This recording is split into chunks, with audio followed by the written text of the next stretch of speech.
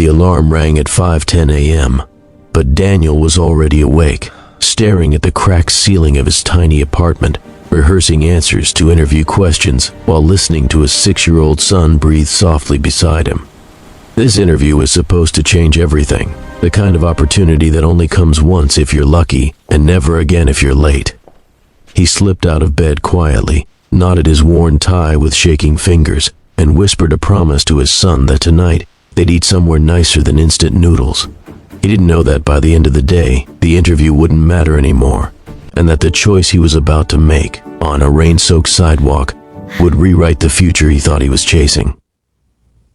Daniel had been a single dad for 3 years ever since his wife passed away suddenly, leaving him with a heart full of grief and a child who needed him to be both mother and father. He worked nights cleaning offices and mornings delivering groceries, surviving on coffee and hope. The interview was for a junior analyst role at a mid-size firm. Nothing glamorous, but stable, with health insurance and regular hours. As he hurried toward the subway, rain began to fall, light at first, then heavy enough to blur the city into streaks of gray. That's when he saw her. She was standing near a bus stop, soaked, clutching a broken umbrella. Her heels snapped, her face pale with panic as she argued into her phone. People rushed past her, eyes down, coats pulled tight. Daniel glanced at his watch. If he stopped, even for a minute, he'd miss the train. If he missed the train, he'd miss the interview. He took 2 steps forward, then stopped. She slipped, nearly falling, and that was it. Daniel turned back. He offered his jacket without thinking, kneeling to steady her as rain soaked through his shirt. Her phone had died. Her laptop bag was open, papers spilling into puddles. She looked embarrassed, angry at herself more than the situation. Daniel helped her gather everything, hailed a cab, and insisted she take it. When she protested, he smiled apologetically and said, "Some days, being late is the right thing." The cab drove off. Daniel stood there, drenched, watching his future pull away in traffic. He arrived at the interview 43 minutes late, hair plastered to his forehead, shoes squelching with each step. The receptionist's smile faded as she checked the clock. The manager never came out. Daniel nodded, said thank you anyway, and walked back into the rain feeling foolish, defeated, and strangely calm. That night, as he tucked his son into bed, he told him a softer version of the day. His son listened carefully and said, "You did the good thing, Dad." Daniel smiled, even though his chest ached with fear about tomorrow. Weeks passed, bills piled up, sleep grew thinner, doubt whispered louder at night.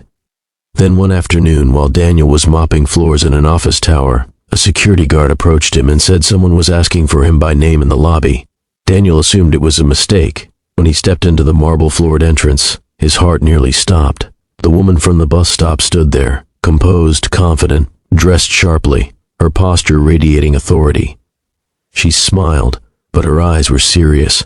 She introduced herself properly this time. Her name was Eleanor Wright. She was the CEO of a multinational consulting firm, and she had been on her way to a board meeting the day Daniel helped her. That meeting, she explained, had been a turning point for her company, and Daniel had been a turning point for her. She told him how, sitting in the cab, wrapped in a stranger's jacket, she realized how far she'd drifted from the person she once wanted to be.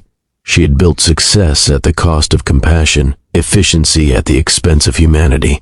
Daniel had missed something important for her without knowing who she was, without expecting anything in return. That kind of integrity, she said, couldn't be taught. She asked about his life, his son, his missed interview. Daniel answered honestly, not begging, not boasting. Eleanor listened. Then she offered him something unexpected, not a job out of pity, but a chance, a paid training program at her company, flexible hours, childcare support. "I don't hire resumes anymore," she said quietly. "I hire people who show me who they are when it costs them." The first day Daniel walked into that office as an employee, he wore the same tie from the interview he'd missed. He worked harder than he ever had, not out of fear, but gratitude.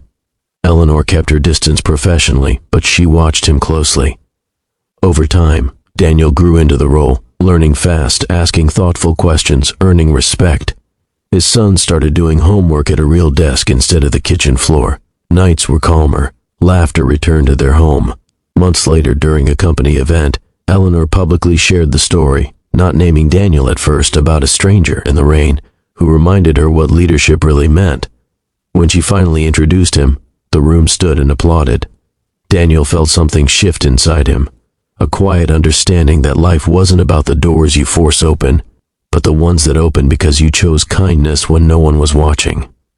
Years later, Daniel would tell his son that the most important interview of his life didn't happen in a boardroom. It happened on a rainy sidewalk when he chose to help someone simply because it was right.